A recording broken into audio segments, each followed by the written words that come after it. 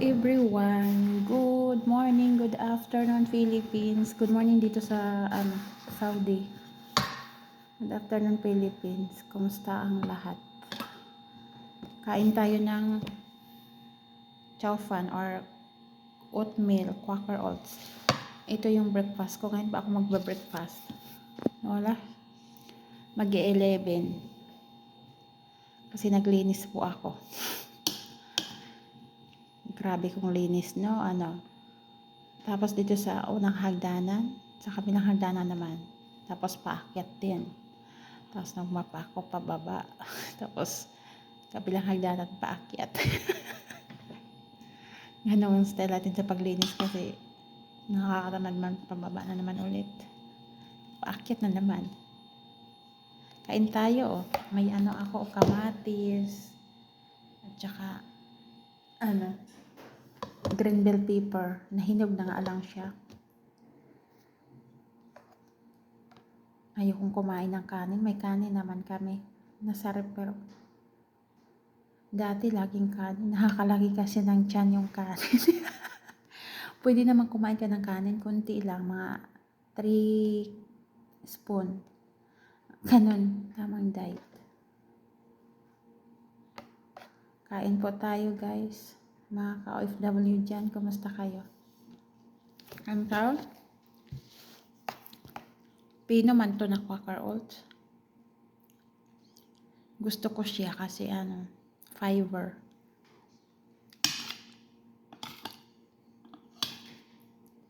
Tapos isang araw, ilang beses kaya ako dumumi. Kasi bago ako mag-breakfast pala, uminom muna ako ng hot water, warm water, ganun. Kasi parang nililinis yung tiyan natin, yung bituka natin, ganun yun. Tapos pag kumakain naman ako, tapos kung kumain na, tatain na naman, idudumi lang lahat.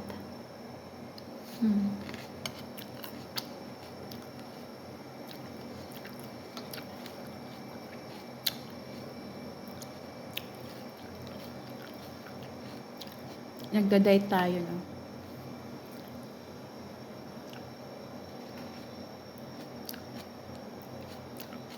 Kain tayo?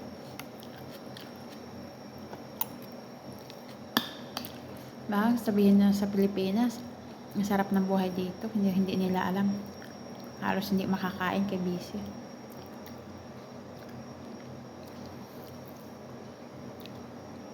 Tapos ikaw pa yung maging masama. Tapos sa kanya yung tatawag pag sweldo mo na. Kaya naubos na yung unang padala. Ang problema lang kasi sa akin is ayoko yung pati lahat, ilulukdo ko lahat. Yung kapatid ko may sariling pamilya. Ganyan. Dapat marunong silang maghanap buhay kasi may sariling pamilya na sila, no? Hindi sila aasa.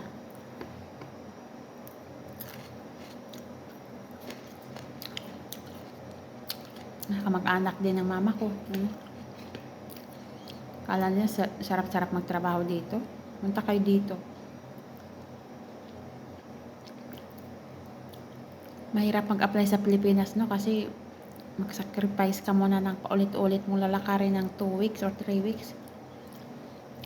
Palo ako pa sa agency. Ganyan. Tapos pagdating dito sa ibang bansa, malasin ka pa. Magkaroon ka pa ng employer na ang sama ng ugali, ang pangit ng ugali. Hindi nila alam. Pakahirap yung iba. Isang buwan pa lang, dead ball na. Hindi nyo alam. Kala nyo masarap mag-abroad, hindi.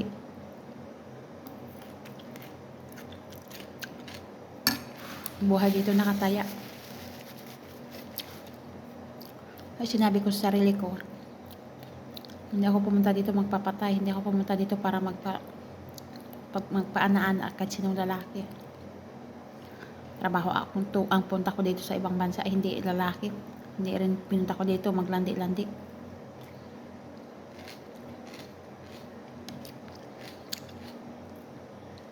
Meron pa naman ditong insecure na siya talaga ang unang comment.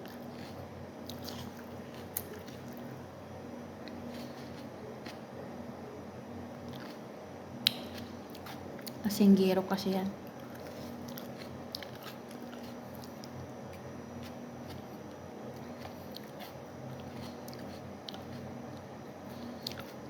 Masarap din magtrabaho pag may plano ka sa buhay, may pangarap ka sa buhay. Yung puro ka lang kalandian, hindi. Ako may pangarap ako sa buhay, kaya yun.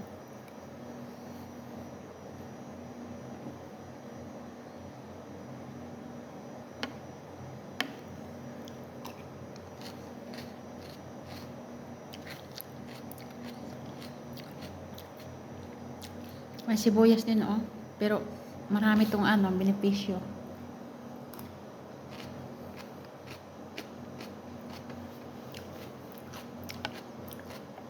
Sabi ng iba, hindi na ako kumakain ng karne. Manok, bihira.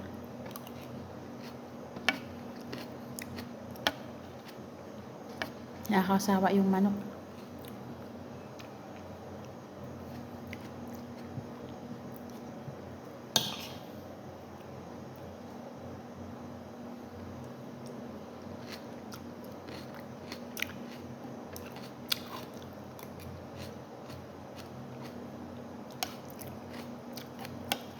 Tulog pa yung mga tao dito. Dito nag-fasting.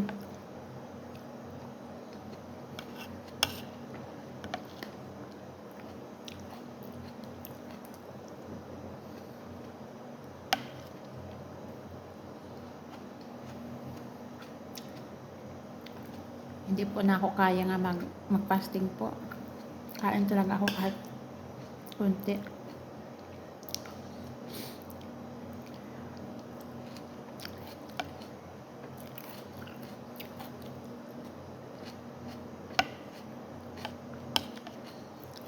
Ito po yung kinakain ko. Marami mang benepisyo to.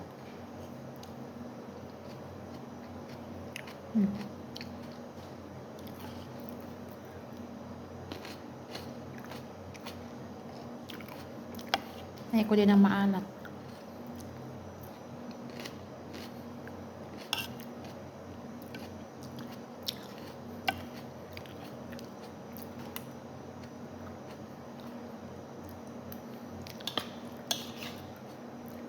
May Indomie ako pero hindi maganda ang Indomie mga kalods. Kaya hindi maganda sa katawan.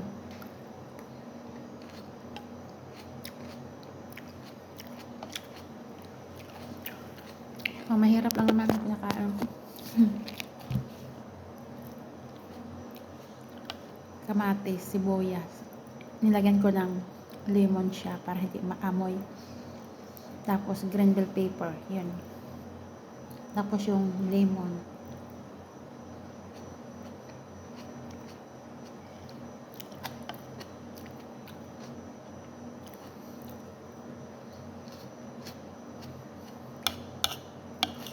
Kaya magpakain ako sa alaga ko pag nagising.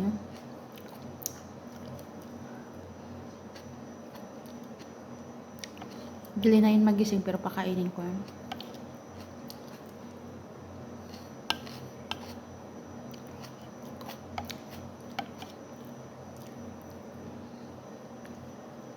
Ulit na yun magising. Pero sinusubuan ko para mabilis. Kaya maglaro man yan pag kumakain.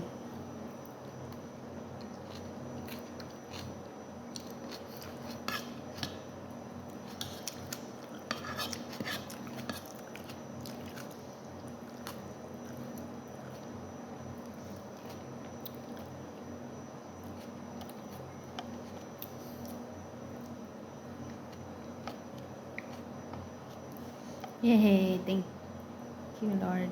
1 year na ako. Matapos na ang 2 years. See you next year, Pinas.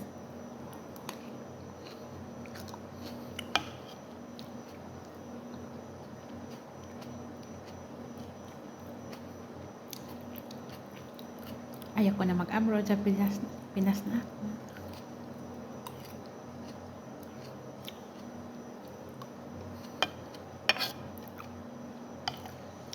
Magawa ko na yung gusto ko.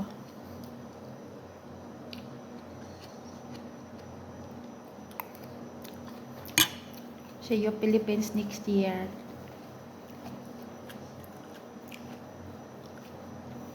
Ipon na tayo ng pera. Nung umuwi ko dati, wala akong perang dala. Bakit? yung mga pera ko. Pinagawa ko ng bahay pero hindi pa tapos. Kasi yung mama ko, binigyan niya yung kapatid. Yun.